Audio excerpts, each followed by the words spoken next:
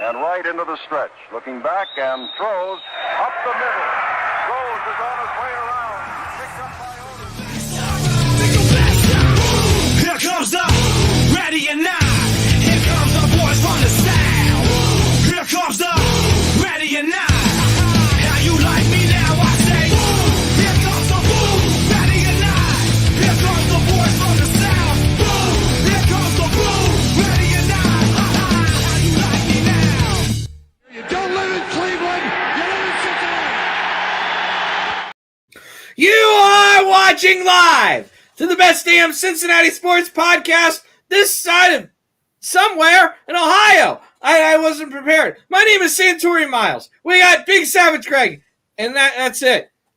Bengal Dad is going to be absent from the show for a few weeks. He is working on some home renovations right now because he is insane and wants to do all the wood flooring in his house by himself. So there's that. Cincy James is sick or some bullshit. I don't know what's going on there. Blame his kids or something. Weak. That's it. That's the show. Good night, everyone. We love you guys. We don't. I'm mad. Dad sucks.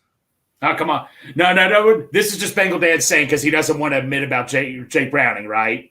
No, he's okay. A-okay. He's actually like this is day 2 of him tearing up floor in his house. No, I'm just kidding, Santori. We know. And Bengal Dad, I actually talked to him at the tailgate. He couldn't be more happy Jake Browning's doing well. So yeah, Bengal Dad, yeah, he's cool with it. We're all cool with it, right? Yeah, I've missed a few. Dad's missed a few. James missed a few.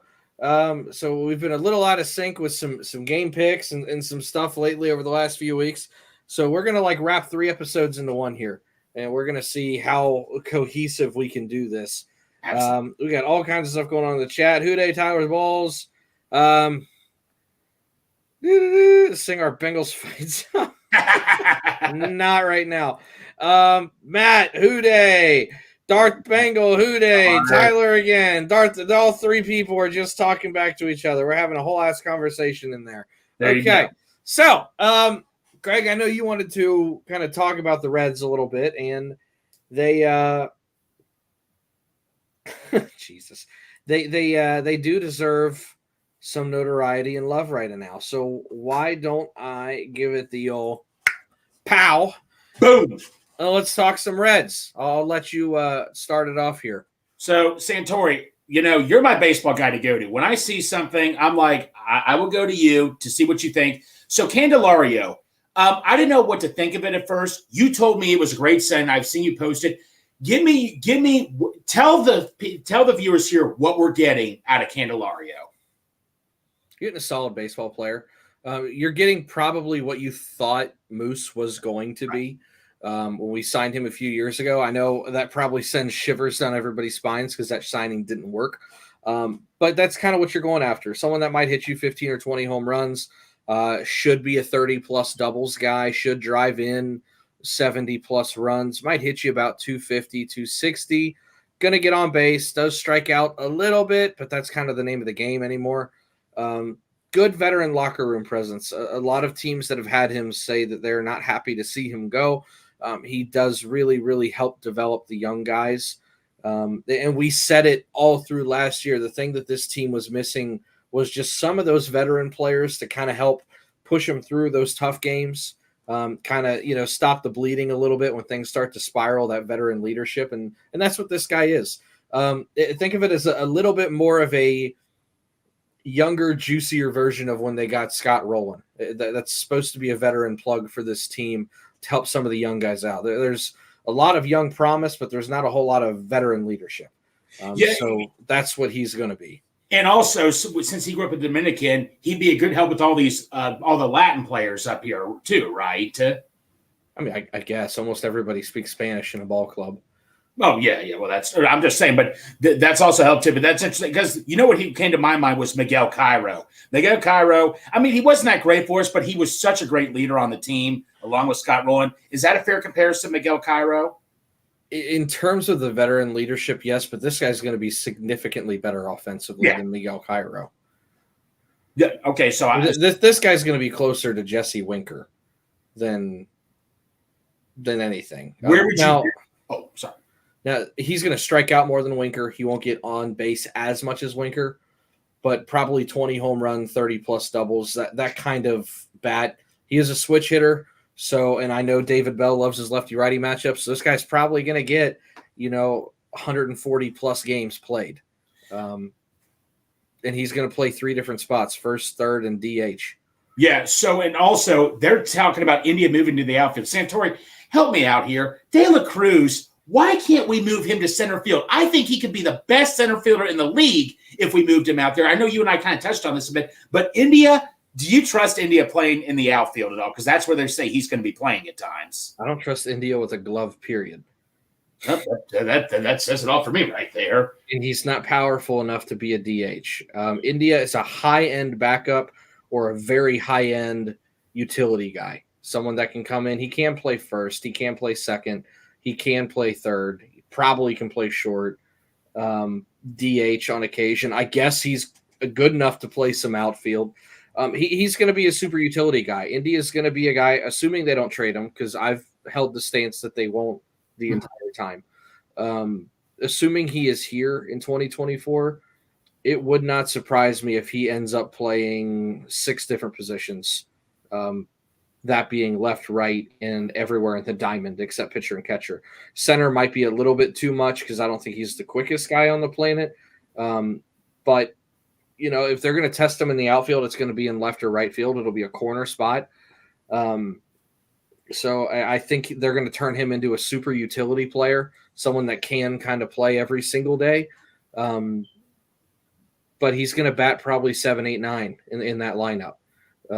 I like India. I think he's a great clubhouse guy. I think there's a lot of good energy there. I think he brings a lot of good emotion to that team, and I do think he is the veteran guy. He's been through the fucking shit grinder with this organization, deserves to stay here for when they're good. But I don't think he's somebody that you can find any one of the 7 traditional spots out there, or 8 if you want to include DH, and say, yeah, that's his everyday position. And unfortunately for India, he's had a little bit of an inconsistent career, and I've got a better option at almost every single spot. But with the way injuries happen in baseball and the fact that there's a DH, there'll be a place for him to play every single day. It just might not always be the same spot. Gotcha. So there was an article, I think it was Big Red Machine or something. I sent this to you. They did 3 separate trade scenarios for Shane Bieber.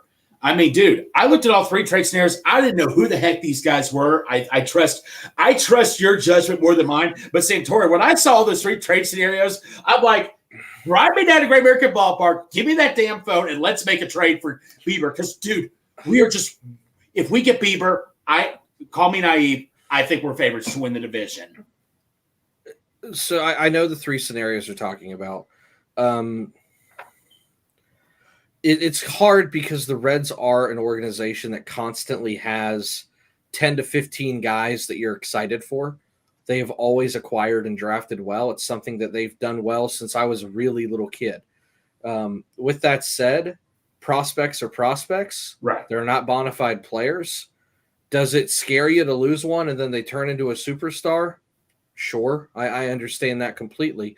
But the hardest asset to acquire in Major League Baseball is bona fide starting pitching. And it's also the most important asset to acquire. So when I see something like that, especially if I'm able to take the next step further and extend Shane Bieber, I'm trading a maybe for a yes. Thank you. And yeah, I don't want it to be any of the guys currently up here. If it ends up being a Rhys Hines, so be it. I was excited when we drafted Rhys, but that's part of the reason why you get excited when you draft Rhys. None of those guys, when you draft them, you anticipate them spending their entire career in Cincinnati. Some of them may not even start their entire career in Cincinnati. Mm-hmm. And every single year there is a trade where we trade 1 or 2 prospects. And everybody's like, oh my God, no, I can't believe it. And then 6 months later, you forget they exist. Well, Santori, it is what it is. In Santori, you can explain. I mean, also the second pick of the draft. We had a less than a 1% chance of getting the first. I mean, the Padres, who had an equal record that we did, are picking all the way at 22nd. I mean, we not been handed like a gold mine here. This is where I'm okay trading, even if it's that Rhett Lauder guy we drafted last year, because we're going to get such a great we're going to get a bona fide all-star with the second pick. Am I right to think that? There's a lot of high-end, low floor, high ceiling kind of players in this draft. There's a lot of polished athletes. And there's 5 or 6 guys that you should be happy with available when you're picking second, even if the kid from West Virginia doesn't go number 1 overall. You're not going to mess this one up. It doesn't mean that the kid's automatically going to be great. You can't have a bad pick, is what I mean. They're all maybes, but in terms of a value, you really can't mess this year in the draft up. You were handed a golden ticket. Yes. You really were. But in terms of the trades, one of them had a shortstop who's 19. Those kind of bother me, but they shouldn't because they're so far out. Right. And we have a billion shortstops. But at the end of the day, you have no idea what these guys are going to be. If they can roll an extension into that Shane Bieber trade, which I believe would probably be a realistic possibility, then sure.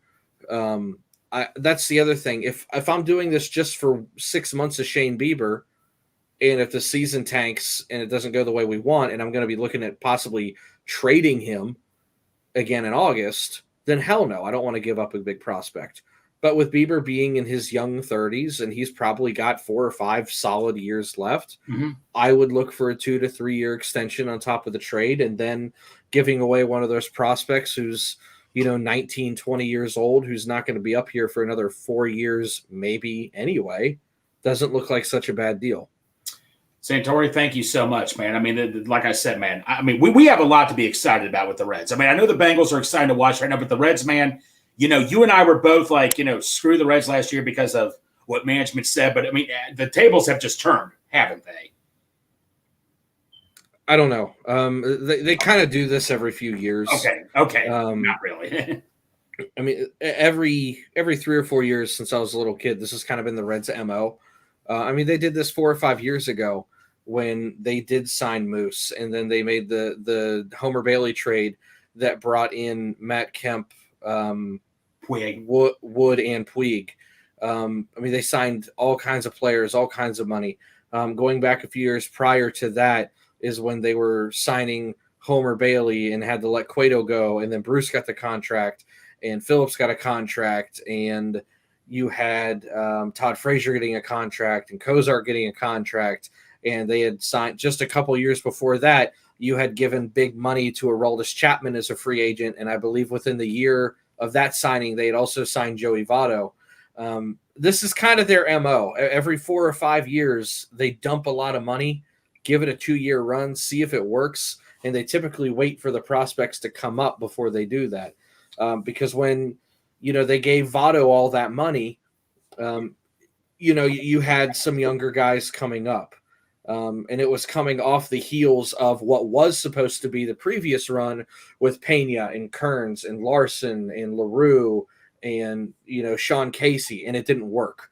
So then they waited, and then they brought in Hatterberg, and Bruce came up, and Votto came up, and Phillips came up. And then it's like, okay, we need to sign a couple pitchers, and they did. And then it didn't work. So they traded all those guys away. And then here comes Cozart and Stubbs and Frazier. And then Bruce gets his contract and Phillips gets his contract, and it didn't work. So then Bruce and Phillips are gone. And then you slowly trade away those other pieces. And then, here comes Winker. And it's rinse and repeat with this organization. And right now you're at the time with here comes Steer and CES and Ellie and Marte. And, probably you're going to have 1 or 2 big signings being the pitchers and, Martinez and possibly Bieber and Candelario to try and bolster that young talent. And 3 or 4 years from now, if it doesn't work, you can say goodbye to a couple of those back end guys like your Fraley or your Friedel while they're trying to extend guys like Ellie, Marte, and CES and Steer. Right. And then they'll give it a year or 2, and then it might not work out. And then Steer will go, and they'll trade Ellie, and everybody will be heartbroken. And then all these other guys like Arroyo will be coming up in 5-6 years, and you'll have a whole nother run at it. And everybody's going to be like, oh, my God. Meanwhile, you're going to have the Dick Williams fired, the Jocherty fired, the Nick Kroll will be fired, the Wayne Kretzky will be fired. It's just kind of what they do. It's been the same ownership. They get a new GM, and then they bring up a crop, pay a couple guys, trade them when it doesn't work. Bring up a crop, bring in a couple guys, trade them when it doesn't work, fire the GM. It's been their pattern for about 25 years. So we'll see how it goes. But this is the start of the pattern, which is always exciting because it's the young guys with a couple big money splashes. Give it 2 years. We'll see if it works. If not, half this roster is going to be gone by 2026. All right. I know we got to talk Bengals, but one thing, and I don't think you were on with us. We had Hal McCoy. Hal McCoy said in all of his years, I think the difference is, though, this is the biggest amount of prospects we've had come up. For sure. It's unreal how many young guys are up at the same time. So we got a shot here to really, really, really succeed, correct? With these. Well, sure. You've got 3 to 4 years before you really have to pay any of these guys. Exactly. So you can load up on pitching and guys like Candelario and, but that's the thing. You're not going to keep all these guys, right? No. When the time comes, because all these guys came up at the same time, mind you. So they're all going to need paid at the same time. Makes it really fucking difficult. So when Steer, Marte, Ellie, CES, and McLean are all due, you can say goodbye to probably 2 of those. Friedel, Fraley, Benson. We haven't even talked about Stevenson, and then half of your pitching staff because you're assuming that Lodolo's going to be good, Ashcraft's going to be good, and Abbott's going to be good. Yeah. So you can get rid of half of those guys too. So you've got probably the next 2.5 to 3.5 years, and I always say half because that trade deadline around the All-Star break when things aren't going right is when things get blown out, to make a run at it. And you have a legitimate shot because you had a bunch of rookies get you damn close to the playoffs last year, and now you've bolstered with veterans. But with that being said, don't be surprised if 2026, 2027 rolls around and half of these guys are playing for the Yankees or Dodgers. So what you're saying is just the way it is. No, it's just the way it is. So, which I think a good way of saying this is enjoy what we have right now. Enjoy what you have right now. But when they get traded, don't lose your fucking mind because here's the thing, right? Ellie was an international free agent. Yep. Okay. There's going to be another Ellie. There always is. There always is another Ellie. Every year there's another Ellie. There was a kid from the KBO League that signed today for like $120 million. Oh, the Australian kid, right? No, there's KBO is Korea. There's a Korean hitter that signed for $120 million. But yeah, the Australian kid, that's not going to be as big of a signing, but the 17-year-old kid from Australia. So international pool, always going to be a thing, right? Marte, you got in a trade. Steer, you got in a trade. CES, you got in a trade. Friedel, you got as an undrafted free agent. Fraley, I'm pretty sure, was part of the trade as well. Talking about Friedel there's like 65 rounds and Friedel wasn't a drafted free agent? Yeah, so Friedel was a weird story. They didn't know that he was draft eligible. There was only one team that did, and he was slotted to be a first-round pick, but they thought he was ineligible because of a weird transfer situation. So he fell through the cracks the entire draft, and everybody thought he was ineligible, including Friedel and his agent. The Reds did a little bit of digging, found out that he was eligible, and fell through the whole process and signed him for next to nothing. So it's similar when the Raiders knew Bo Jackson wanted to play football, and they took him in the 7th round of the draft that year. I don't know if you know that story either. The Raiders were the only team knew that he wanted to play football, and they got him in the 7th round, which clearly he was a first-round pick. I don't even know when Bo Jackson was drafted. I'm not going to pretend to know that. Okay, that's fine. That's fine. But no, so Friedel was free. They got him for nothing. Okay. Yeah, okay. Yeah, so Bo Jackson being a 7th round pick, that checks out, 183 overall because he was asleep during the draft. Anywho, but yeah, kind of a similar thing. But no one knew Friedel was eligible to be drafted because of his years of service in college. And he was, and nobody knew. And then the Reds were like, hey, you were eligible. Sorry to tell you that, but we're going to sign you anyway. But then I think they gave him the largest undrafted free agent contract. They gave him a massive bonus to kind of be like, sorry, but we're still helping you out. So there's always going to be those kinds of situations. This is not a situation where the Reds have gone out and signed these guys as free agents. These have all been those trade pieces. All these guys that are currently here are here because you traded guys away like Winker, like your Frazier, your Cozart, all those guys that you were upset about, Bruce, so on and so forth. All those guys that you were like, man, what are we doing? Oh, my God, I can't believe we traded them, and we're not. Well, all these guys that are here now are because of those acquisitions and trades.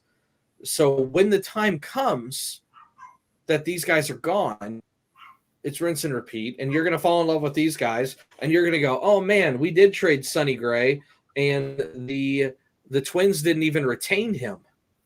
And we got half the Twins farm system for Sonny Gray. So who's won that trade now? It's so close to getting Sonny Gray back, too. Sure, and the Reds did the same thing with Alfredo Simon and Eugenio Suarez. We're going to the Bengals quickly. Remember when we lost Michael Johnson to the Buccaneers? We got a 3rd-round draft pick, and that same year, the Buccaneers cut him just like that. We got him back. If you remember, so there's typically, I call it karma compensation. A lot of this shit comes out in the wash, and sometimes you even get these guys back. But think about it, Sonny Gray. You got Spencer Steer for Sonny Gray. Okay, and that pitcher coming up in that pitcher we have, who was a 19-year-old kid, a very highly prospect who's working his way up too. I think you know who I'm talking about. So correct, and they didn't even retain Sonny Gray. So okay, we weren't going to retain Sonny Gray anyway. We couldn't afford him. No, you see what he's making now. So you cut the snake off at the head by avoiding the inevitable, which is getting rid of Sonny Gray, and then you get all these pieces for him, and the team you gave him to doesn't even get to keep him. So you've won that trade. Okay, now you go and look over at the Mariners trade, where you traded Eugenio Suarez and Jesse Winker, right? Right. Okay, you got Marte, Williamson, and somebody else in that trade. I'd have to look into it. And Williamson is a very reliable start. Marte, you and I had this talk with Marte because I asked you, why did you – because you and everybody, a lot of others said, my uncle who watches baseball religiously said Marte had the biggest upside. And I asked you, why didn't he get the same hype as Ellie and CES? And you simply said, because he's not a power hitter or anything, but he gets on base. Just with simple – he's like a singles hitter, correct? Right. You also got Jake Fraley in that trade. Oh, my God. Really? You did not get Marte, so I'll have to find that trade. Well, but I'm pretty sure Marte was also a Mariner. Was that in the Cueto trade? Was that in the separate trade we did with Cueto? Not Cueto. No. Castillo. Yes, that's where you got it. You got Noelvi Marte. You got Edwin Arroyo. You got Levi Stout and Andrew Moore. I like that name, Stout. But you got those four for Castillo. And they did retain Castillo, which is great for them. But again, someone we weren't going to pay $200 million or whatever the hell he got. You end up doing these 3 and 4 for 1 deals, and look what happens. You get a big thing of gold. I mean, we're just rewarded gift here, man. We just have a gift here, man. And now you get that 1st-round pick handed you on a silver platter. Oh, God. People don't like the way the Castellinis operate, and I get that. But what they do is they go cheap for 3 or 4 years, wait till all their guys are ready, and then they go all in. Most people would prefer you to just kind of try and find a way to balance that out and be competitive every year, right? Instead of go dead for 4 years and then be good for 2 years, right? But that's how they do it, and it's how they save money to be able to make those signings like Candelario and retain your pieces. What do they need to do to prove to you, hey, we're going to change here. We're not going to keep doing the same thing over and over. What do they need to do to prove to you that they're not going to repeat that pattern? Yeah. They already have repeated that pattern. Oh, okay. Well, how do they stop it? What's the way to stop it? How do you stop it? Besides money-wise, obviously you need money. Money. Well, Santori, unless there's a safe keep spending. But Santori, where's the safe at? Is there a safe we don't know about that they have somewhere that's digged up somewhere, or? Yeah, it's called TV contracts. They get it every year. Well, aren't they about to get a new contract? Aren't they done? I thought this was their last year with Bally Sports. I thought we were done with them. Or do we have one more year? TV ratings for Major League Baseball are the highest they've been in like 15 years. They're going to keep making money. Okay. Okay. The Reds, while they're one of the smaller markets in baseball, find a way to spend money. But here's the deal. And this is the thing that makes me mad about the Reds. They put so much money. And keep in mind, it's not like football where you have a salary cap, right? Right. If you've got the money, you can spend it. It doesn't matter where it comes from. There's no bank account gymnastics you have to do. If you've got it, spend it. Mm-hmm. They always pump it into the damn stadium. It's a nice stadium, but I'd like a shortstop. You know, it's one of those things. Like, I appreciate all the neat little stuff they do with the Hall of Fame and Reds Fest, but all that shit's icing on the cake. I need the cake. Well, Santori, I think you're like me. They honor the history too much. I always felt like the Reds just tried to honor their brand in the past. But are you kind of like me saying, hey, what about now? Yeah, yes and no. It's important to remember your history and honor your history. Yes, but especially while these guys are still alive. Right. No, I get that, but because here's the thing. You've got the Bengals who took them far too long to get their shit together with that Ring of Honor. Oh, yeah. And it, as much as people want to blame the Hall of Fame, from what I've been told, doesn't want to honor players that your team's not even honoring. If the Bengals aren't honoring you, why should I honor you? Right? Right. There is an argument, and nobody wants to hear this, that the Bengals and the way they handled their business with not wanting to honor individual players cost Ken Riley and Ken Anderson a chance at the Hall of Fame before they could see it. Ken Anderson's still very fringe. If they would have had the Ring of Honor 10 years ago, 2 years ago, 3 years ago, whatever it was, 2 or 3 years earlier, they would have been in. Ken Riley probably would have been in already and got to see it. I'm not saying that it's all the Bengals' fault because the Hall of Fame can still elect them if they want to. Yeah. But at the end of the day, you know, the Reds overdo it and the Bengals underdid it. It's there's a happy medium that needs to be involved. I agree with you, Santori. Yeah, like I say, honor the Reds, but it's like I just always felt like, well, what about the team now? I get it, man. Like I just got so tired of hearing. Look, I'm happy with the Big Red Machine. I'm happy with our history, but I just felt like they needed to look what we did in the past. Well, that's all fine and all, but what about now? That's all I wanted to ask. What about now? And Santori, I know I'm naive with stuff like this, but that's how I always felt like as a Reds fan. But I'm happy with what we have now, but try to promote what we have now too. You are absolutely right. Bengals don't do it enough. The Reds way overdo it with their past. You are absolutely right. Well, I mean, no one's ever going to say when the time comes that Pete and Johnny die that, oh, they were never given the respect and honor. They just, oh, my God. Yeah, they are. They're fucking everywhere in this city. When Joe Morgan died, everybody was like, oh, damn. But nobody felt like they didn't do enough with Joe Morgan. You know, it's they clear the room. They get it. Like they've set the bar for treating their past players. And that's a good thing. Yes. But like you said, like, you know, Spencer Steer doesn't feel like he gets a whole lot of love for whatever reason, and he's one of the best players. I haven't heard a damn person mention Matt McLean's name in like 2 months. Never. Like one of the best players on the team, and no one's mentioning anything about him right now. It's like Ellie, and that's it, pretty much. Yep. So, but I think we spent enough time on the boys. Especially for December. Yeah. All right. It was my fault wanting to talk Reds. So I guess I should switch hats now. Let's talk about the Bengals right now. But this was I'm glad we had this discussion, man. So let's hope something good happens soon. All right. What do you want to talk about? There's a lot because I haven't been here in a couple of weeks. All right. Let's talk about recapping the game. Santori, so we have this quarterback named Jake Browning and all that. Maybe you've heard of him. I think, okay, so I wrote some stats down and all that and stuff. Oh, God, please don't get mad at me. Oh, crap. I will. I'll always be mad at you.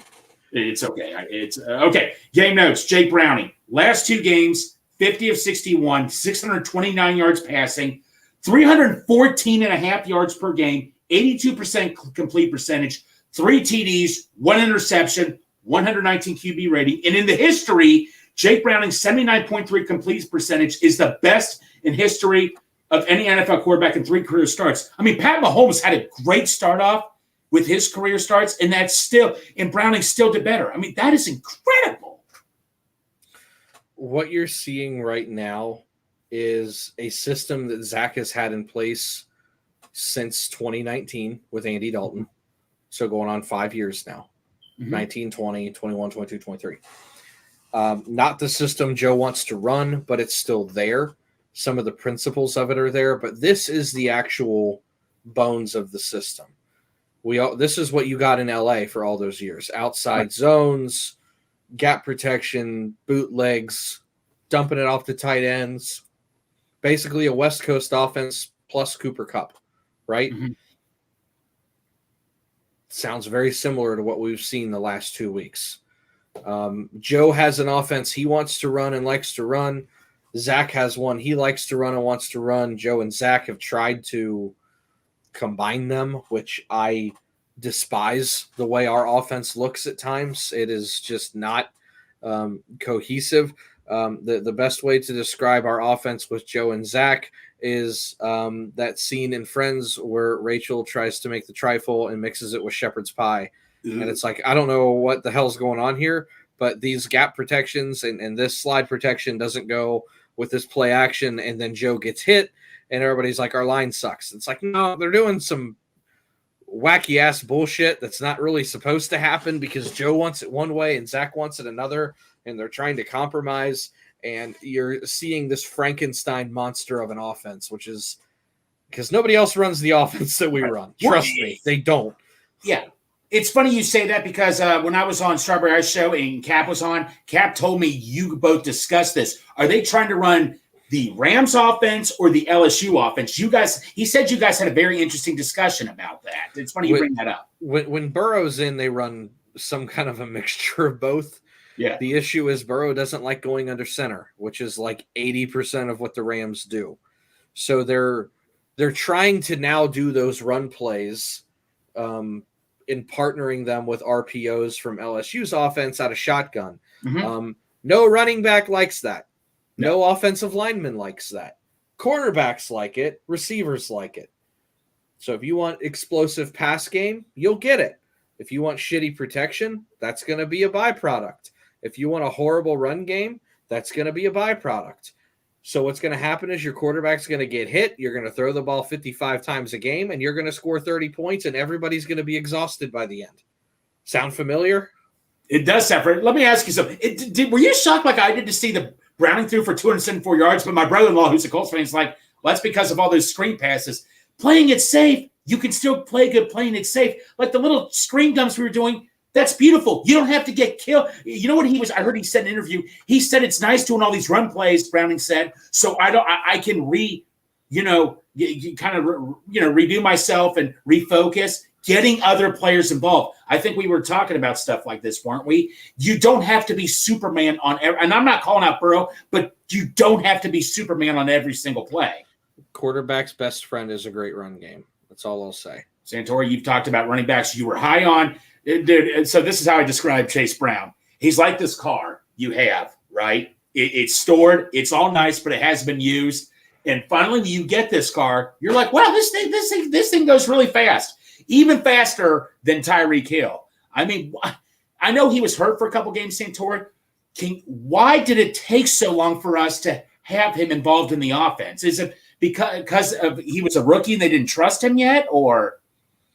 So, I mean, he was hurt up until the last few weeks. Right. Because remember, he went on like a short IR stint. Yeah, 3 or 4 weeks, right? Mm-hmm. So we're week 13 now, 14 now, whatever it is. We've played 13 games, right? Yeah. So we're going into week 15 then. So go back 2 weeks. That's week 13. Mm-hmm. Take 4 weeks off of that. That's week 9. Mm-hmm. Throw in a bye week. You're at week 8. Mm-hmm. Okay, and he's a rookie. It's the first half of his rookie season, and Joe Burrow's been hurt. They're trying to lean on Mixon, and they're going to try and lean on their veterans, which were Travion and Chris Evans, who I guess is probably just done as a Bengal at this point. Now, you've got a couple guys get hurt. A couple guys have fallen out of favor with the coaching. You've got a draft pick that's healthy now. Try it. Boom. You drafted him for a reason. Exactly, man. The running game. So here, listen to these stats. This is Mixon and Brown last 2 games. So for rushing last 2 games, 95 yards rushing per game, 4.3 yards per carry. Receiving last 2 games, 87.5 yards receiving, 14.6 yards per reception. I mean, isn't this what we wanted the entire time? Like you said, get the running backs more involved. Look what's happening. Sure. I mean, this is a new age variation of a West Coast offense is what it is. And this is something that you and I have talked about on the show several times. Right. Defensives get so small, right? You've got linebackers that weigh 220, and they've done it for speed purposes to help cover receivers down the middle of the field. Mm-hmm. Great. What did I say for the last 2 years? At some point, teams are going to start hammering you with the run game, and you're not going to have an answer. Mixon is still a power back. Right. He is. That's why he doesn't make a bunch of people miss.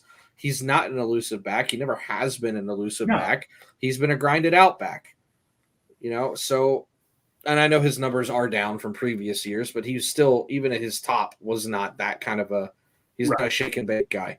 So now you've got defenses that have to respect the run against the Bengals. Mm-hmm. And I don't know if you noticed this. Who was wide open for the Bengals in the pass game?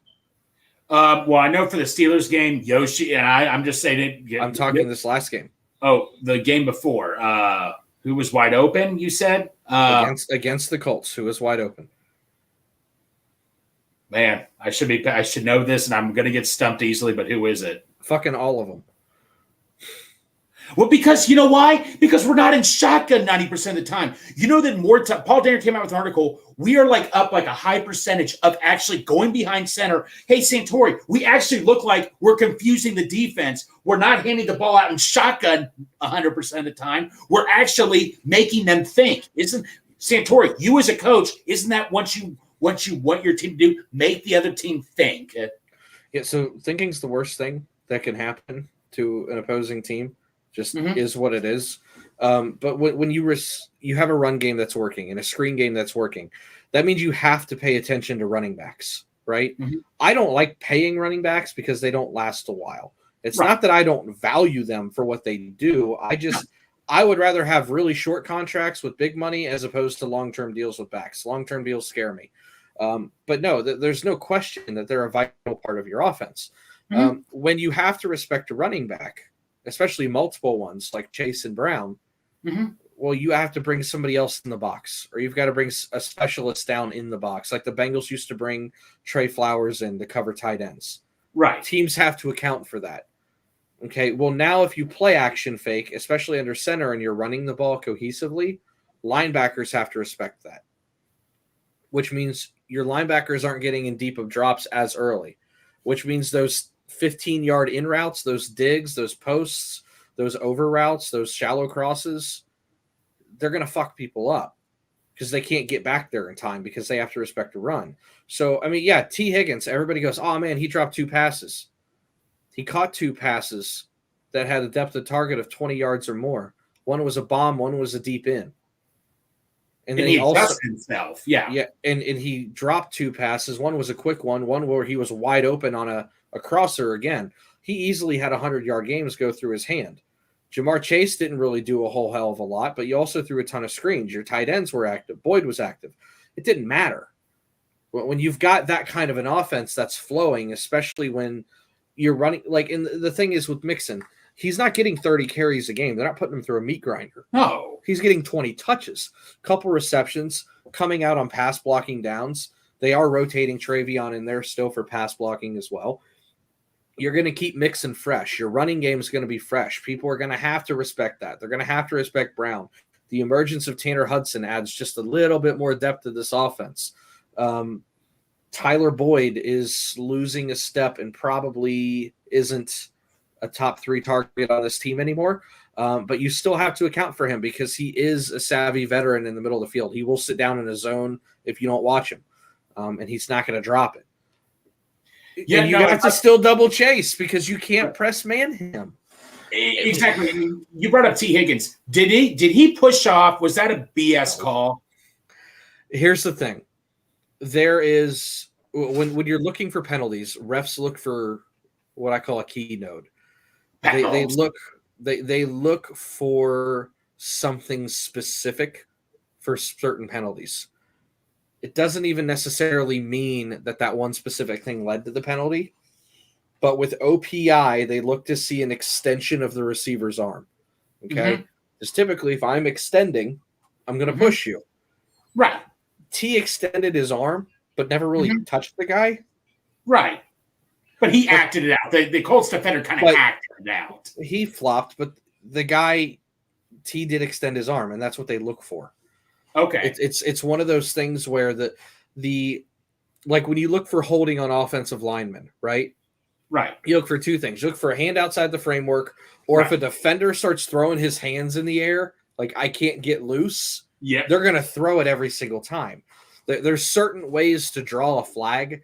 And if you're guarding T. Higgins, it's kind of to eat shit when he jumps in the air because they throw that flag on him all the time. I'm not saying that it's a good idea to just not try to cover him. But if you feel a hand on your back and it's T. Higgins, you might as well hit the ground because they're going to call it every time. And I want to go to Tanner Hudson. It's Santori. Help me out here. Why is Irv Smith? Look, nothing against Irv Smith. But why everything against Irv Smith. Okay, you know me, but why is Irv Smith coming in? What does Tanner Hudson have to do to prove he's a full-time tight end? What does he have to do? He is full-time. He is the number one snaps of all the tight ends. Oh, it seemed like because I kept asking my brother, why is Irv coming in? Why is Irv coming in? Irv Smith had the fourth snap counts. Okay. Fourth most. Okay. He's bottom depth chart. Okay, never mind. And you know what? Drew Sample. And Sample partners is your fullback. So Sample may get more snaps overall just because of heavier sets and fullback sets. But it's Sample, depending how you want to account for his snaps, because he does a few jobs. And then Hudson Wilcox Smith. The way it really should be. Okay, well that's good. That's good.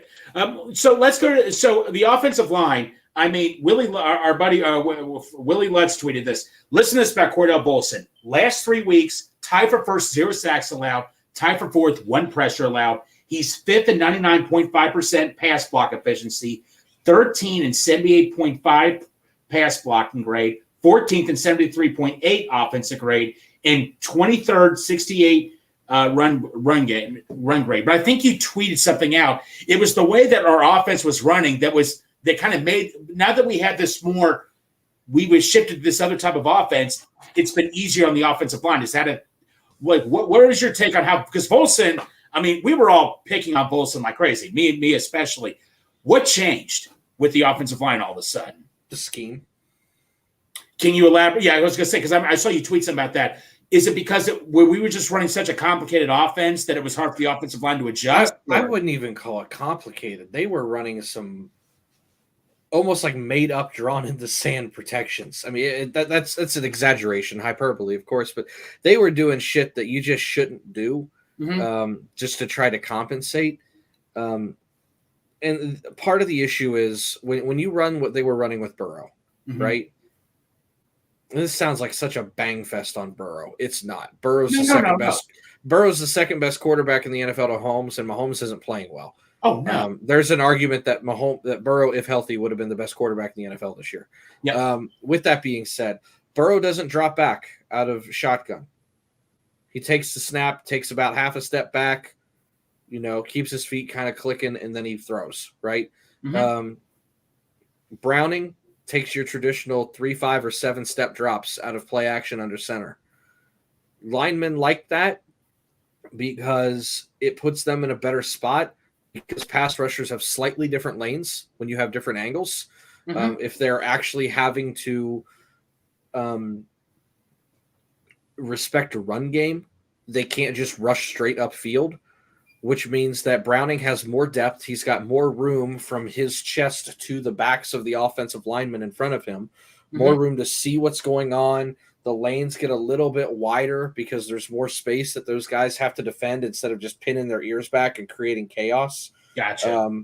It's a little bit more of a traditional setting, and it doesn't put as much pressure on those guys. Because here's the other thing. When you get into situations that the Bengals were in where the line wasn't performing well and it's 3rd and 13, you kind of know what's going to happen. Here comes the fucking pressure. and we need to see how we're going to handle this, right? The reason that happens is, one, there's no respect for a run game, okay? So there's something called a wide nine technique in defensive line play. Typically, let's say you've got 4 linemen that are spaced out 1, 2, 3, 4. Right. Okay. If you've got a wide nine, it's not 1, 2, 3, 4. It's 1, 2, 3, 4. Okay. And those lanes get so wide. Right. And it makes the angle, if this is the quarterback, I'm trying to find a way to portray this. Your angles are sharper to the quarterback. You don't have to run. You know how where it looks like Hendrickson has to run around sometimes? Oh, yeah. You always say they're running around the hoop. Oh, yeah. Well, the hoop's not there because I can just run a straight line at somebody if I get wide enough. Right? So I don't have to go upfield. I just go down the line. Gotcha. And what that does is it puts your tackles in a position that their kick step has to get so deep that it opens up that inside. And now what's going to happen is they're going to widen out that 3 technique a little bit as well. So now you've got your guards on an island with no help on one side or the other, and you get your center bull rushed. And it's just like true one-on-one, almost like man-on-man basketball, and they're all just running at you. And it's like, oh, shit. Like that's what ends up happening. When you go under center and you have a run game that's respectable, and the run game is respectable now because they're under center. I don't want to make sure we skip that. Well, no, to point out the interior offensive line, they've been the best team in the NFL over that same time span. Like pass rushing, this is for Andrew Russell. Bengals offensive line in general, the second lowest press rate allowed in the NFL. Because I said to myself, this just doesn't happen just like that, obviously. No, what you're seeing is years of frustration from that scheme. Ask any of those linemen. I guarantee you they hate that scheme. But they do it for Joe because Joe's so fucking good. Do you think this is a learning point do you think Joe, because Zach Taylor, remember how everybody was just ready to get on Zach Taylor? I've talked to a couple of Zach Taylor guys who couldn't stand Taylor, like, you know what? I have to be honest with you. Zach Taylor's proven me wrong. I mean, Brian Callahan, Dan Pitcher, the quarterback's coach, they're all looking very good right now. Yeah, and I don't want to think it's a situation where Joe's like, no, I won't run that. I think they've just kind of always catered to what Joe wanted to do because he was so good. And I do think Joe's somebody that is a what's best for the team guy. He always has been. I'm hoping this opens some eyes and Joe goes under center because this is so damn better. Well, look at the San Francisco game where he did go under center at San Francisco, the best team in the league, you could argue. I know they had a couple of injuries, but still, that was the best team in the league. Now, the other part of this that we don't know for sure is Joe was only healthy for a handful of games this year. And we say healthy, he was still getting his calf maintenance on the sideline. That is true. He might not have been able to run this year. This may have been the plan the whole time. If you remember the play he got hurt on in spring training where he blew out his calf, it was an under center rollout. It was. You're right. So, I mean, it very well could be that this was the plan the whole damn time, and they just had to overcompensate, and it started to work a little bit, said, fuck the run game. We got Joe. This is what we're going to do. And now that Joe's hurt, it's because this is the other thing that you have to remember. It's not like they just said, oh, here's a completely new playbook for you, Jake. This is too fluid for Jake to have never run this. So Jake's been running this the entire season. This was probably the plan for what they were supposed to do. And they just couldn't because of Joe, because of some limitations. That is true. And there is that mix of LSU. Take out the mix of LSU now because Joe doesn't need that because Joe's not here. No. Right? And you go back to what the bones of this offense are. This is probably what it's supposed to look like. So I think it's a case where, yeah, they're probably going to go 5 wide still when Joe gets back next year because that's just what he fucking loves to do. You're right. But I hope to God that they still mix this in and this was the plan because this is so much better. Ask the running backs, the tight ends, the receivers might say no, but everybody else on the team is going to say yes. The defense is going to say yes because it's sustaining drives. Exactly. You know what? Let's switch over to the defense now a bit and all that. Santori, me and Dale kind of discussed this. I kind of got criticized for saying we didn't have a dominant player in defense, and people were like, we have Trey Hendrickson. I didn't realize this. He has a half more sack than Myles Garrett. Santori, I may have to change my mind. Should we consider moving Trey Hendrickson from like the tier, he's like in the 7 to 8 tier to the tier up where TJ Watt, Myles Garrett are? Because, dude, he just tied his career high in sacks. I think we have to consider he is up there now with those guys. Maybe I'm just exaggerating because he got 2 sacks or he's just been playing awesome. Now, I'm not going to lie to you. That one drive with the Colts where he gave all their momentum back, because I'm sorry, Bengals fans, we have to admit that was roughing the passer on Trey Hendrickson. There's no debating that. He did not need to tackle Minshew like that. But other than that, though, Trey Hendrickson, man, Santori, I may have to put him up there now, man. I have second thoughts. I have to put him up there. Maybe I'm just getting a little excited. So I'm not one for PFF grades too often, but I'm going to use this just as a okay. We'll use this as a confirmation bias, if you will, which is a very negative thing. You're not supposed to do that. No. Trey Hendrickson is a pass rusher. Right. Okay. Tied for 6th in the entire NFL with PFF grade of a 90.2 on the season. Okay. That's okay. It's him, Hutchinson, Bosa. Hold on. I got safeties in here. So he's 4th in the NFL. Hutchinson, Bosa, Parsons, Garrett, Hendrickson. That's pretty damn good. And he's tied with Watt, and Max Crosby's a tick below them. As a pass rusher, yeah, he's in that category for sure. Mm-hmm. But as a defensive end, there is more than pass rushing. Uh-oh. Yeah, uh-oh. As a run defender, out of 61 defensive ends, he's 53rd in run grade with a 50. Are you serious? He's terrible. Wait, so yeah, because people forget. TJ, they just look at Watt and Garrett for their pass rushing, but they're damn good run defenders too, aren't they? Yeah, for reference, run defense, TJ Watt's number 6. Oh, Lord. With a 81.5 grade. These grades are a little lower. Right. Myles Garrett is 22nd at 71. That's good. Myles Garrett's overall grade as a defensive end is a 93. TJ Watts is a 91. And Hendrickson is still scrolling. Oh, that's not good. 16. He's not in that category as a defensive end. So, he's in that category as a pass rusher. Yeah, so 100%. There's a difference to that. Yeah. But he doesn't stop the run. No, I'm just curious. Sam Hubbard, where's he in the run defending? Because that's what he's known for. I'm just curious, where's Sam Hubbard in the run? I want to know where he is on that. Let me see here. Since you're on there. Keep in mind, he's not been as great this year. Mm-hmm. He's a 38 as a grade this year. Or 38 overall, not as a grade. He's a 68 as a grade, which is fine. Yeah.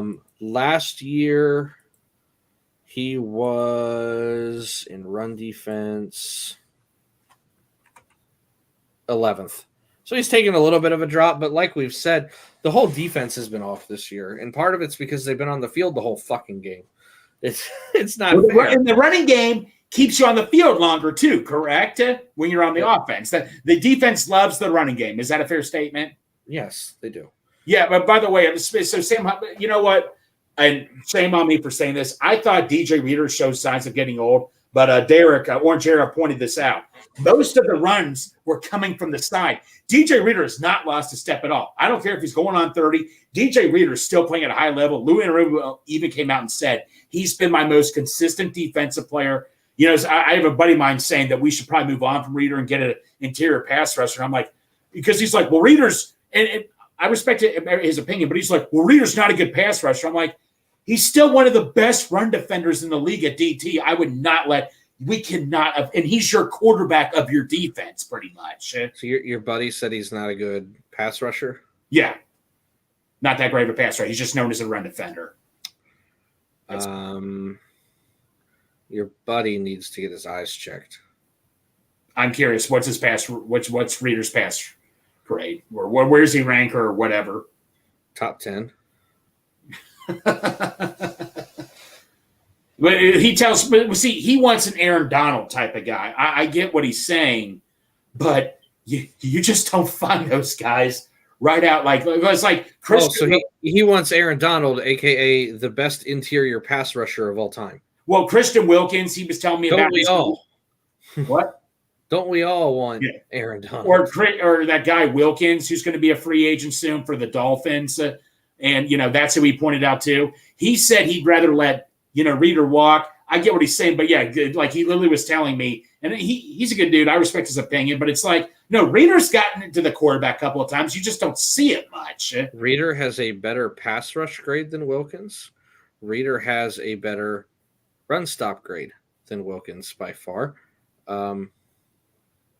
It's not particularly close in any category. The only grade that Reader's struggling with is a tackling grade, which I think we all know is probably a fluke. Yeah. And somehow he has a coverage grade. I haven't seen Reader drop into coverage much. Well, I don't think we expect Reader to do that. No, but point being, overall defensive grade, he's 9 in the NFL in his position. And keep in mind, there are 76 qualifiers. So you mean to tell me he's 9th out of 76? Oh, my Lord. Yeah, he's one of the best players at his position in the NFL. So you would have no problem signing him back, even if... No, I hope to God they do. Yeah, okay, thank you. You win the game by controlling the trenches and controlling the line. You don't just give somebody up like that. Okay, Cap called me a jerk for asking him and Strawberry this, and I posted this on Twitter, and one of the options was don't make me choose, but who has been the better free agent signing, Hendrickson or Reader? Yes. Who's been the better one between those two? Yes. What does yes mean? They're tied.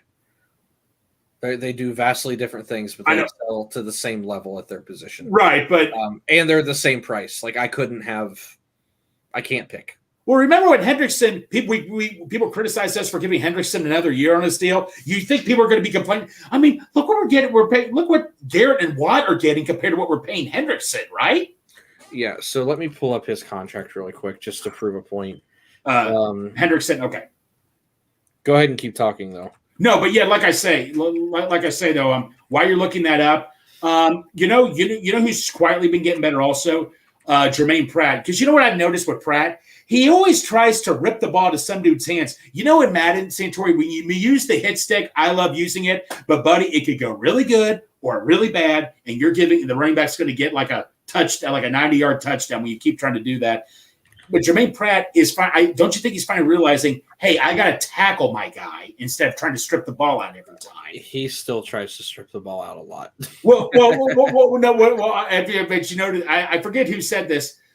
The first guy that gets to the ball carrier, tackle him. Then the second guy comes in and tries to rip the ball out. So Trey Hendrickson's average annual value, which is how you kind of measure things anymore, right, is $21 million, and it's basically just that 1 year extension, right? But he's signed through 25. So we have him this year, next year, and the year after, correct? Yeah, you've got him 2 more years after this. He is 1, 2, 3, 4, 5, 6, 7, 8, 9, 10, 11th in average value.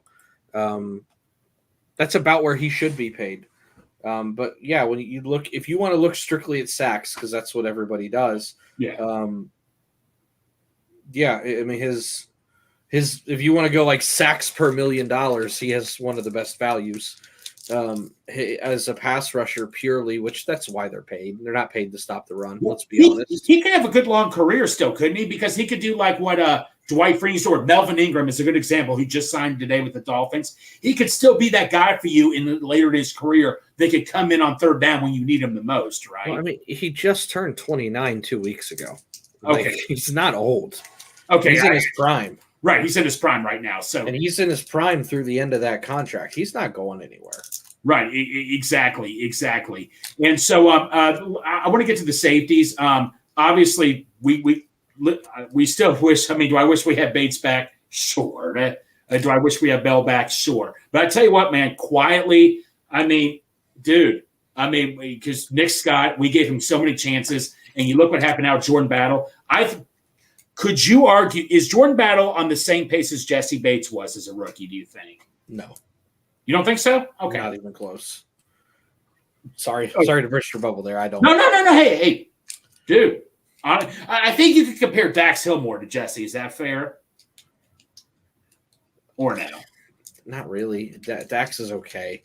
Dax is more Mike Hilton than anything. That's where his future is going to be.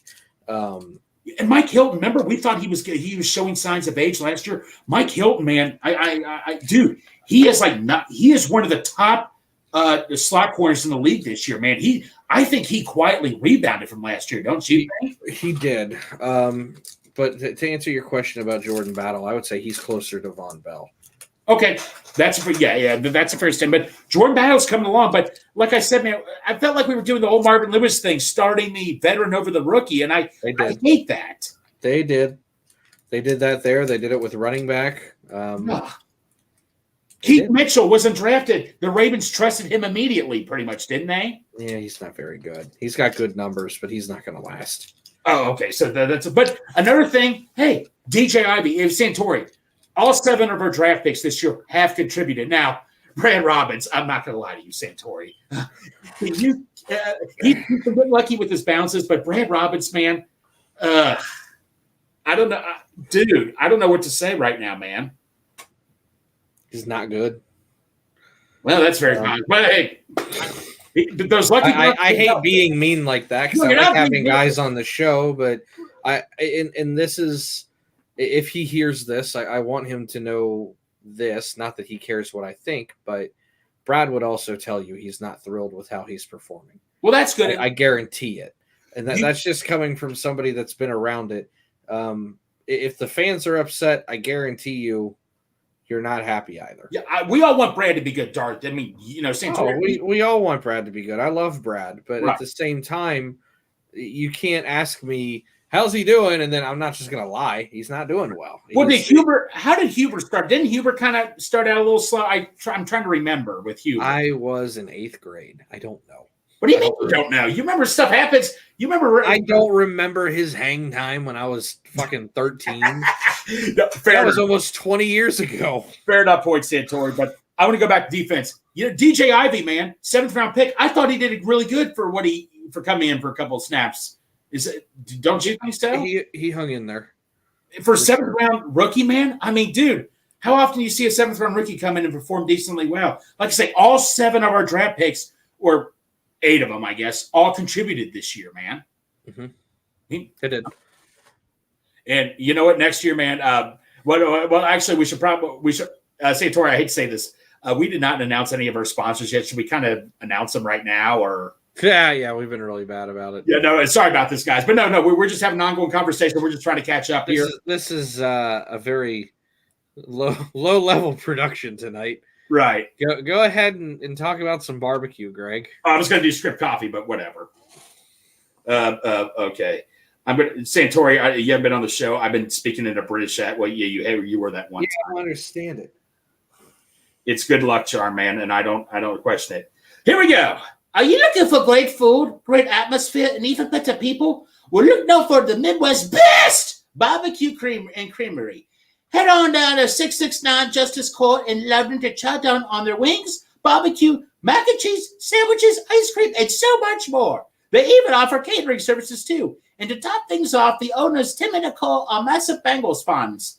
Go to www.midwestbestbarbecue.com to get your carry-out or delivery order placed, or go dine in to enjoy the sights and smells of Midwest's best barbecue and creamery, which is open Wednesday through Saturday, 11 a.m. to 8 p.m., and Sunday, 12 p.m. to 7 p.m. Why do you sound like Mrs. Doubtfire? I was thinking Rocco's Modern Life, but that's close enough. All right, we're going to rip through our sponsors right now. Right. You do Birmingham. No, you're going to do script now. Oh, okay. When you start your story with our specialty coffee, it helps you bring your story to life in a unique way. Stories connect the past, present, to the future. From the coffee farmers to our roasters, to you, we believe that everyone has a story to share. Okay. You did it? Yeah. I didn't listen. I'm not going to lie. No, All right. Do Brooming Horn. Wait, what? Do Brooming Horn. Go. Do you like wine? Do you like honey, except for Delaware, Montana? Well, is it Montana? Yes, it is. Okay. Well, just go drink some meat and all that and stuff. It's a lot better than mincemeat pie, I can tell you that. All right, and Three-Way City. Three-Way City. Just go by Three-Way City. The cool thing about Three-Way City is you don't have to pick a chili. You don't have to. It can be any chili parlor. You can represent Three-Way City at any chili parlor. That's the cool thing about it. Sorry, that was great. You put me on the spot here, bro. But hey, I wanted to see what would happen. But no, hey, Santori, you were very curious. Should we get the Lutheranisms quickly? Because you were very curious about a certain Lutheranism. Yeah, let's do some Lutheranisms. I'm excited for this. So it's Justin Jefferson, who are playing Saturday. So you know when you go to Kroger's, you're in the mood for shrimp. When you eat that shrimp is awesome. You want to keep eating it. It's so good. You just love it. But sometimes when you get it, when Justin Jefferson gets hurt, that shrimp is bad. It smells bad. It stinks up the room. You throw it out and you're like, I just spent $10 on this? So that's what Justin Jefferson can be. Oh, man. Yeah, so Justin Jefferson, like I say, it tastes bad because he gets hurt and you wasted your money on this. Now you said Drew Sample was the other one, right? Okay, Drew Sample. So Santori, I was watching an episode of Arthur. An old episode of Arthur one time. No. Let me finish. I know what you've caught my attention. He's making brownies and all that. And Jake Browning and Joe Burrow, Jamar Chase are like the sugar. It's what you taste in a brownie. But there's one key ingredient you need that you can't taste. That's baking soda, which makes the brownie so fluffy and delicious. But you can't taste it. That's what Drew Sample is. He does all those blocks nobody sees. Drew Sample is your baking soda that you don't taste, but doesn't get the recognition it deserves. Great. I thought that was pretty good. Chemical soup. I would have said eggs. Well, no, then there's baking powder. It can be baking powder, baking soda, any type of baking anything. But eggs. What's the difference between baking powder and baking soda, Greg? What? You know what the difference is between baking powder and baking soda?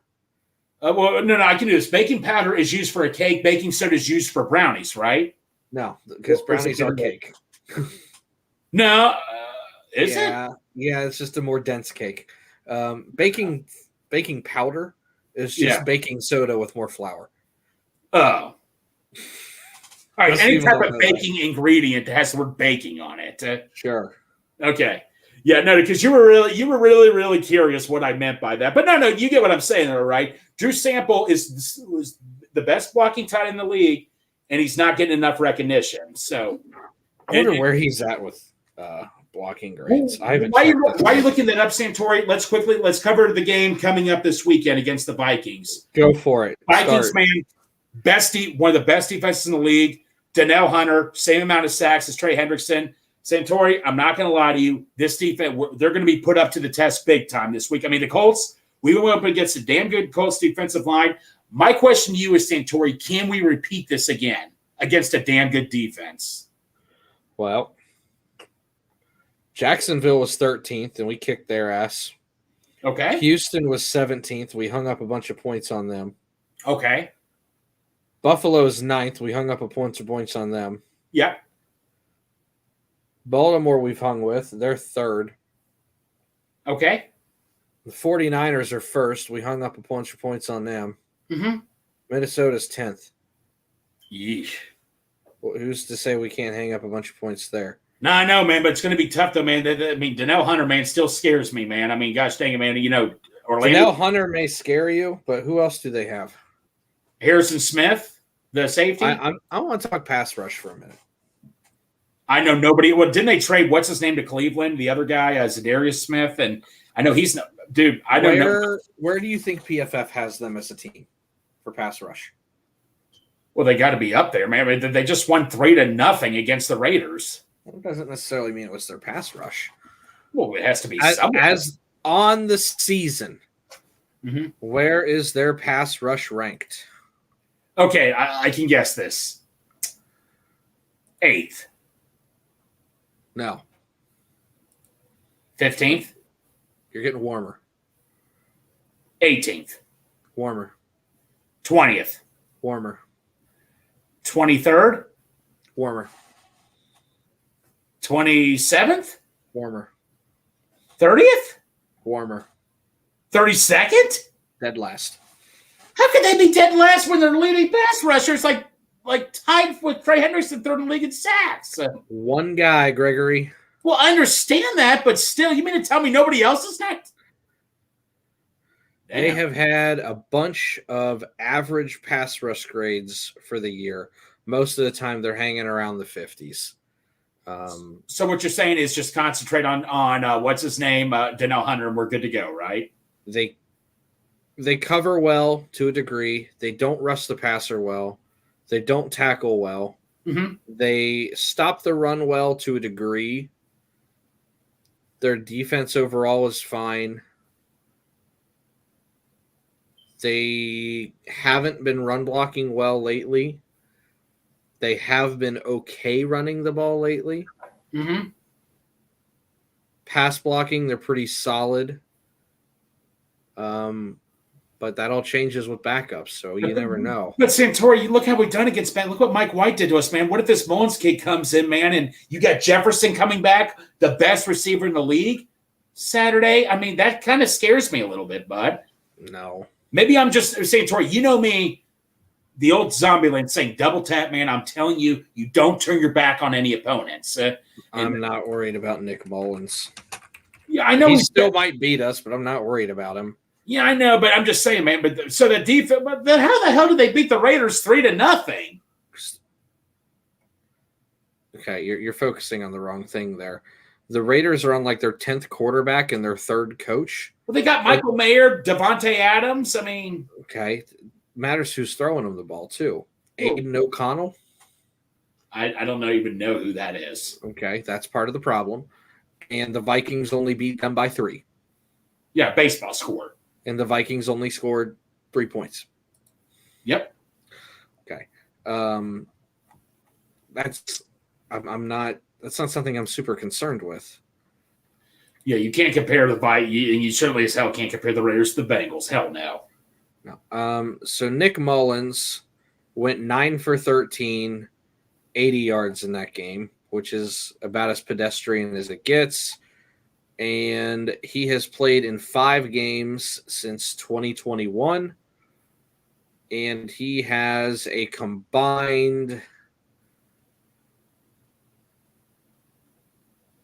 like 500 yards in those games. You mean to tell me they only made him throw the ball only 13 times? Nick Mullins has only thrown 68 passes in the last 3 years. Good God, didn't Joe Burrow do that in one game pretty much? Yes. Nick Mullins has thrown 2 touchdowns in 3 years. Damn. I'm not worried about Nick Mullins. Yeah, but Mike White, man, I just don't want this to be another Mike White game, man. It won't.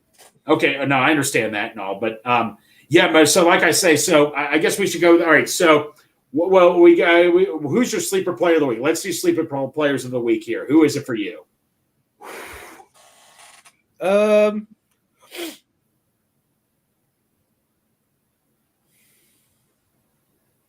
I got mine. You know that. Let's say Wilcox is going to score a touchdown. Sleeper. All right. They're kind of throwing him a couple dump offs a game. I could see them getting in the red zone like they did. Now against Tampa, it was a little further out, but that same kind of play action dump, and he just cuts up the sideline. I mean, they did it with Drew Sample against Pittsburgh, and all right, they're kind of putting that antiquated tight end flat route back into the offense, which is one of the more effective plays in football because typically people don't cover the 2-yard route and they catch it, take 2 steps. You got 5 yards before you know it. All right. The one I'm going with, because when you say sleeper player, I was going to say Chase Brown, but he's not a sleeper player anymore because we know he's good. I'm going to go Tyler Boyd. He's been way too quiet these last couple weeks. He's just been way too quiet, I thought. I think aging quick. Yeah, but I think he's due for something, man. I really do. Tyler Boyd thinks he's due. I'm just going to say. And by the way, James, I remember James said Yossi Vosh to Bengal Dad. Does he have a sleeper player? Or do you want to pick? I don't even think Dad knows the show's going on right now. Okay, but James said my guy Yoshi and all that and stuff. And that's fine. Who's your bold prediction?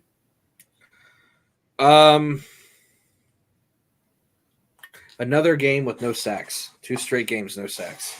Okay. I'm going to go, we're going to get 2 interceptions. Is that a fair statement? Do you think that could actually happen? We get 2 interceptions on defense. You're going against a backup quarterback. Yeah, I guess that's not. What did James say? Bold prediction, Bengals win by 3 scores.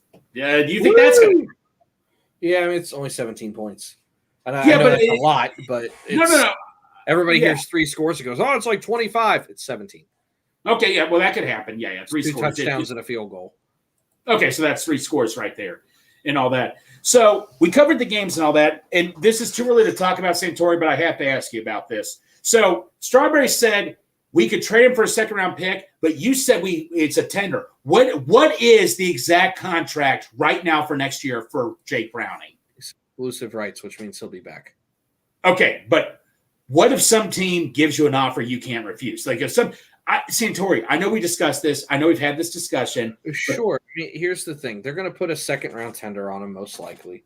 Maybe a 3rd. I can't imagine they're going to put a 1st-round tender on him, but they could.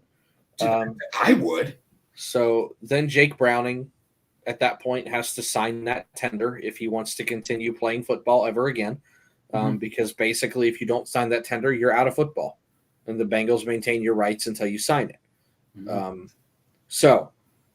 Let's say it's a 1st, 2nd, 3rd round tender, whatever it is, right? If someone offers me a 2, I might take it. Someone's got to offer that. But here's the deal. They're going to offer a 2, and then they're going to be like, how much money am I paying this kid? Okay. They're probably not going to offer a high draft pick and a ton of money.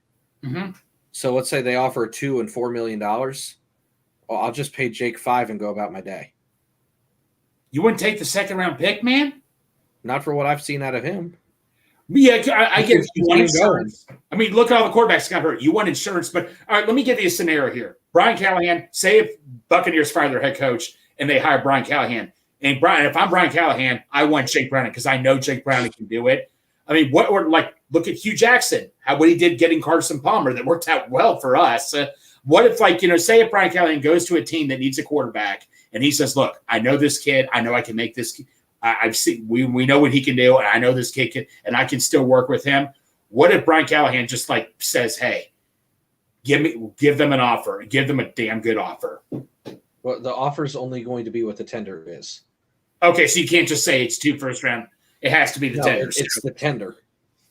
And then if the only way you trade that tender is if this is what would happen for this to happen. And it never happens. That's why it's like a 99.9% chance thing, right? Let's say they put a 2nd-round tender on him. Right. And then he's allowed to go seek out a contract and sign the tender. Okay. If Tampa Bay says we're going to give you $25 million a year, yeah, the Bengals are going to say, okay, give me my 2nd-round pick. I'm going to run. But if they go, we're going to give you 2 a year, the Bengals are going to go, no. I'll keep him for 2. I'll keep him for 2. Yeah. You want to keep your insurance. I mean, you want to keep your insurance, but I have confidence in McCarron as my backup, though. Yeah, I want all 3. Okay, no, I understand that. So right now, if you're a betting man, what % chance do you see Browning in a Bengal uniform next year? 99. Damn. If he keeps playing like this, could it go down? 98. Damn. Well, that's a steep drop off. No. Hey, I'm totally fine with that. I'm fine whether we keep him or not next year. But people are already talking about trading. Because like trying to trade T and all that and stuff. I think T is a different story and all that and stuff. But I know that's too early to talk about. But like I say, man, Browning, I just look at all the quarterbacks that got hurt this year, man. It's just like I'm very apprehensive about letting Browning walk. Right? Yep, keep him. You find one that works. You find one that knows your system.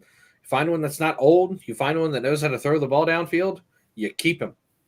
I just can't believe the guy threw 91 touchdown passes in high school. He learned all this stuff. He was like 5th or 6th in voting. Santori, can we agree to say that we need maybe this is a true example because you've told me yourself you had a 2nd-round grade on him and he was undrafted. Maybe NFL needs to do some rethinking how they scout players at times. So I liked the answer that Ryan Wilson gave on CBS Sports the other night because he had an undrafted grade on him. Okay. And normally, that would have been a great shot for that guy to be like, look, I'm good at my job, back off, right? Like he could have been a dick about it. Oh, yeah. He gave the best answer he possibly could have, and that is grading quarterbacks is ridiculously hard, and this proves that it's not a perfect science. Sometimes we miss. Hey, everybody misses, man. It's so hard.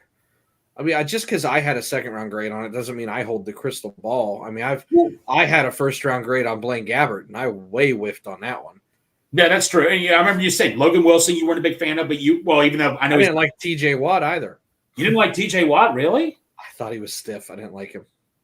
Okay, well, see, there you go. Everybody has their own different opinion. You just don't know.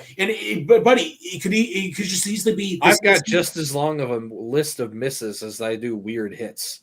My hits tend to be on offense. My misses tend to be on defense, which is weird because I coach defense. Okay, well, there you go. Hey, to each his own and all that and stuff, man. To each his own. So, yeah, like I say, I totally get what you're saying. Let's just keep him and all that and stuff and see where this goes. I mean, because you got your backup quarterback now. I just don't know. But I question this, Santori, before we get off here, I question this. Why was it so close between him? Who was the other guy? Simeon. Simeon was just bad, but why didn't Browning play? Well, in the preseason, is it because the guys he was playing around weren't that good? Or yeah, so you're only as good as your supporting cast. One, you put Peyton Manning in that situation with a 3rd-string offensive line and fucking Shedrick Jackson out there. Peyton's not going to look good either. It just is what it is. Especially if he's never really got to practice and had that many reps with those guys. And you look at chemistry, and we talk about that all the time. When Browning first came in and he was coming off the bench cold, who did he throw the ball to more than anybody? Irwin, yeah. Why? Because that's who he practices with. He knew him. Right. Now he's throwing the ball to fucking everybody. Why? Because he's practiced with them for 3 weeks. Well, I thought the Steelers game, he only concentrated on Chase because how many times did we see Yoshi wide open down the field? I mean, dude, he was scared in the pocket and all that and stuff. But, dude, it's just like you said, you got to give him another chance and all. Like, everybody was ready to, I was kind of getting there myself because I just liked McCarron. I was a huge fan of McCarron. And, I'm going to pull up a text message because I finally have started recording my thoughts instead of just saying them out on here and sound like I know what I'm talking about. No, that's great. So I'll go back to the text because believe it or not, my dad and I don't text very often.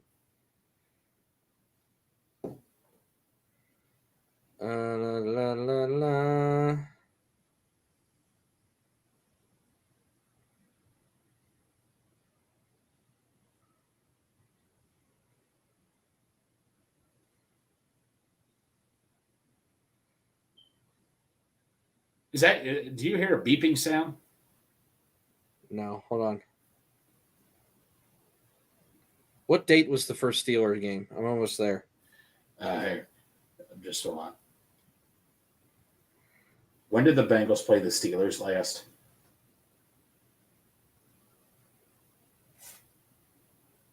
November 26th. All right. November 26th. Really hard to see, but that's what the date says right there.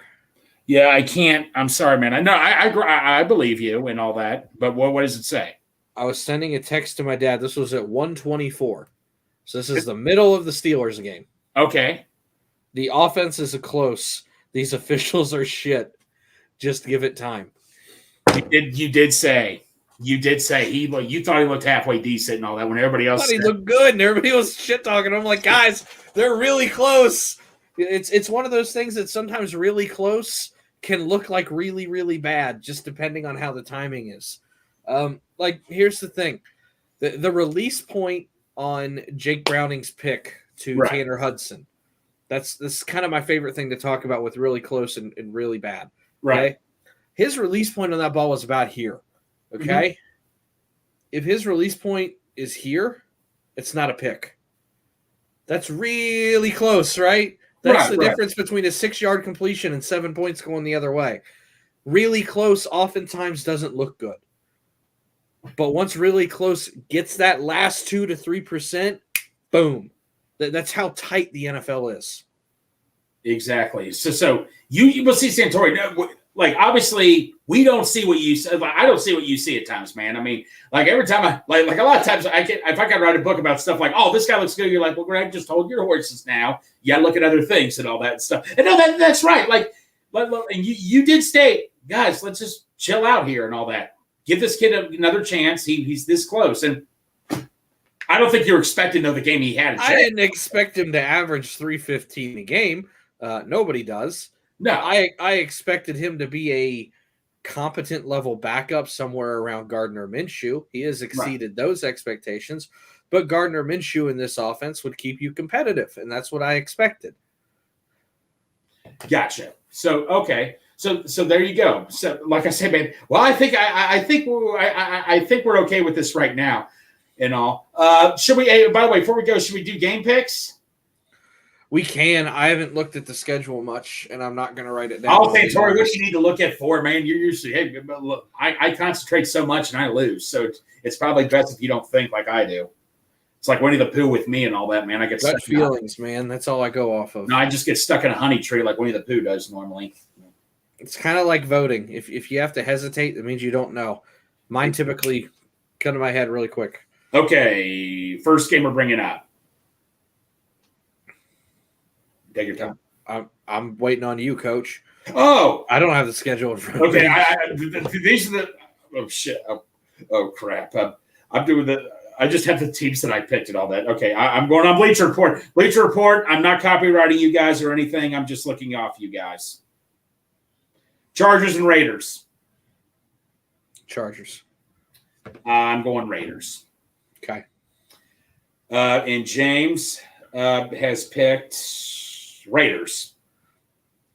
After that, Steelers and Colts. And this is this matter. If we're Bengals fans, who are we rooting for? The Steelers or the Colts? Colts. I think I picked the Steelers. Obviously, I want to be wrong. And James picked the Colts also. I have to think about this one. That means I don't know. I'm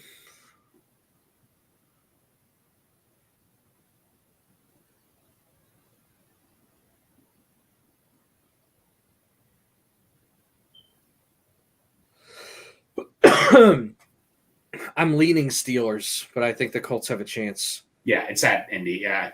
And I think that team's going to be pissed off. And who's Trubisky? I mean, come on. It's at Indy? Yeah. Oh.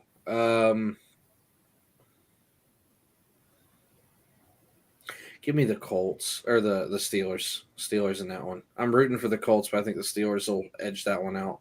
Okay. Broncos and Lions. Lions. I did really, man. I forget. I'm going Broncos, and James went Lions too. You want the Lions to win that game, by the way. Oh well, I'm just okay. Hey. Oh yeah, that's right. The Broncos. Yeah, that's right. It's one of those Spider-Man things you tweeted out. That's right. That way, they got a lot of good recognition. Okay, Bears and Browns. Give me the Bears. James. Justin Fields. He's at home, kind of thing. James did Bears. You know how I do picking the Browns and all that. Dude, give me the Bears. One, I need it, but two, give me the Bears. How are the Browns getting so lucky is what I don't get. Who's their quarterback this week? Is it Flacco? They put him on the practice squad unless they're Why would they do that? I'm sure there's a reason. I haven't really looked into it too far. I just saw he was on the practice squad. I don't even know. You can elevate elevate him, I guess, you know. Mm-hmm. But I don't know. I don't know if he's playing or not. Yeah. But yeah, that's a good question. So you're saying I think I said Browns. Okay. And The Bears every once in a while look decent for like half a game, and that might be enough to beat Cleveland right now. Their defense is starting to give up some points. It's at Cleveland, though. I don't care. All right. Buccaneers and Packers. I don't know. James said Packers. They're both just hot garbage. I said Packers too. Yeah, Packers. They're Jordan Love's starting to look a little better, and I think Baker's on the part of his season. Yeah. He says he hopes to be the starter next year, but good luck with that. Yeah. Now I'm interested in this one here. Chiefs at Patriots. Chiefs. Okay, you're not gonna. I didn't know if you're gonna go Belichick again. And It 17-10. Chiefs. Like it's gonna be a low one. The Chiefs haven't been scoring any points lately at all, and Belichick's still got a good defense. Yeah, James picked Chiefs too. Okay, so we all picked Chiefs, right? Sweep it. Okay. Sweep it. Okay. Oh, here's a crapshoot. Falcons and Panthers. Well, not really, but Falcons. I'm sure James. Yeah, Falcons. Sweep it. Sweep. Giants and Saints. I think I debated the Giants. Dude, what is with this guy? You see his agent, DeVito's agent? This kid is for real, isn't he? He's not very good. They're just doing what they can. He's a paisano, and I love it. James said Giants. James said Giants. I'm going to say Giants too. And it's not because I think the Giants are good. I think the Saints are in meltdown mode. Santori, I thought of you with this game 100%. I'm like, I think I know who he's going to pick. Jets at Dolphins. Dolphins. You're not going with the Jets? No. Wow, I thought you would say the Jets. Yep. No, every once in a while the Jets are my team to kind of be like, nah, they're going to fuck something up this week, but not this week. All right. I see why you think I would go that way. Right, because I'm thinking about Santori. I'm like, I guarantee he's going to pick the Jets. But hey, okay, I trust your judgment. Hey, dude, by the way, Santori texted us in the group in the rally group chat. What did I tell you? What did I tell you all with the Panthers and the Steelers? And the Patriots and the Steelers? I thought you were nuts for doing that, and they can't. You got the last laugh. You got the last laugh, man. I mean, I'm like, son, you could have won like $1 million. They can't beat them. Yeah. Texans and Titans. Titans. What? Yep. Oh, is that what's his name still hurt? I don't know. Titans. Okay. I picked the Texans. You and James both picked the Titans. That's also one you need to root for the Titans, by the way. Oh, okay. All right, so go Texans. Go Titans. Go Titans. Okay, Jane. Santori. Niners and Cardinals. Niners. Yeah, I don't even need to read. Well, I'll just check just to make sure. But yeah, Niners. Sweep it. Commanders and Rams. Oh, come on, the Rams, man. Dude, the Rams have quietly had one of the best offenses in the league the last couple of weeks. They're a quietly good offensive team right now. Where's it at? L.A. Rams. Yep, James said Rams too. Here we go. Are you going to be on Glenn's side on this one? Bills and Cowboys. I went back and forth, but I took the Bills. Cowboys. Glenn, if you're watching this, Santori doesn't like you. I love you, Glenn. I'm kidding. I like the Bengals right now. I think if they ran and do something super high powered, they would struggle. It's just we're both having a little bit of an off year. James said Cowboys too. Here we go. Ravens and Jaguars. Ravens at Jaguars. Jags. Really? What did James say? Jags. And I think I could have sworn I said no. I wrote down Jags, but then I crossed it out and I put Ravens. Jags. Okay. This one I sort of thought of you too. Eagles at Seattle. Yeah, that one was a tough one. I picked Seattle. That was one of the ones that I thought was weird. What did I hear? Maybe did I pick the Seahawks? The Eagles are kind of sputtering right now, so yeah. It wouldn't surprise me if Seattle pulled one out. I picked the Seahawks too. What did James say? Did James go along with us here? James, where are you at? Where are you at? Who are they playing? James. God, I can't read at times. I swear to God. James said Eagles. So hey, Seattle's the 12th man. We could easily be wrong. Wait, is what's his name playing though? Is he in concussion protocol? Jalen Hurts? I don't know. Thought I heard he was. Okay, so we covered all that. I think these are all gut feelings. There is no rhyme or reason to this. You know what, man? And go with your gut feeling because that usually goes out well. Well, I think we covered everything for the night, bud. Woo! I'm hungry. All right. Go to Burger King, man. Probably B-dubs. That's the go-to with our family. All right. Get some fried pickles for me. No. Oh. I don't want to die.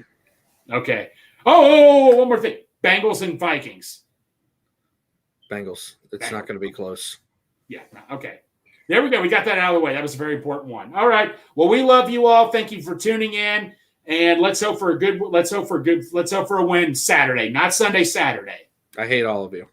And right into the stretch. Looking back and throws up the middle. Throws is on his way around.